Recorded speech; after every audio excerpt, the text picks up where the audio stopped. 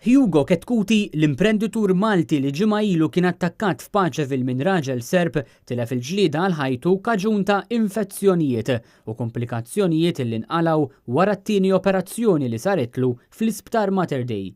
Ir-rapportat dan il-Gazzetta Nazzjon fejn qalet illi Ketkuti miet nhar il-ħamis fil-għaxija u l-aħbar li ħażdet il-kulħadd xterdet immedjatament b'bosta jibqgħu xxukjati għal fatt li sa ftit ħin qabel l-aħbarijiet dwaru kienu qegħdin jgħidu li kien f'kundizzjoni stabbli u li kien qed jaqleb għall-aħjar.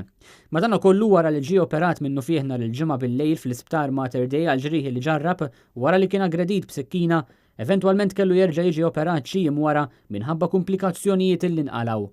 Sorsi li tkellmu ma' in-Nazzjon qalu illi saħħet Hugo Ketkuti kienet marret lura minħabba infezzjonijiet li żviluppaw waqt il-kura li kien qed jingħata. Fil-kuntest ta' dan kollu s-sit netnews.com.mt żvela illi invista ta' dawn l-aħħar żviluppi, il-pulizija mistennija tibdel l-akkuża minn waħda ta' attentat taqtil għal waħda ta' omiċidju volontarju.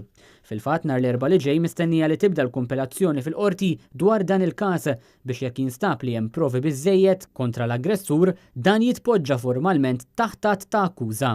In-Nazzjon komplet tirrapporta li sa dan it-tant il-pulizija komplet bl-indaġni tagħha fil-konfront tar-raġel sabiex tistabbilixxi l-motiv veru propju illi wassal għal dan id-delitt. In-negozjant u imprenditur Hugo Ketkuti ddaħħal l-Isptar Mater Dei preċiżament fit-taqsima tal-kura intensiva tard il-ġimgħa li għadda wara li ġie attakkat b'sikkina minn raġel Serb illi oriġinarjament stennih joħroġ minn restorant fejn kien qed jiekol. Avviċinah għanqu bl-intenzjoni li aggredih kif fil-fatt tagħmel b'daqqiet ripetuti mill-inqas 3 daqqiet li kienu fatali ta' sikkina. Sa dan it-tant il-ġurnali kollha lokali komplew jirrapportaw dwar dan il-każ. Il-Gazzetta The Malta Independent irrapportat li Hugo Ketkuti qatt ma ltaqa' ma' min qatlu. Min-naħa tagħha l-Gazzetta Times of Malta rapportat li l-Pulizija Maltija qed titlob l-assistenza ta' awtoritajiet barranin f'dan il-każ.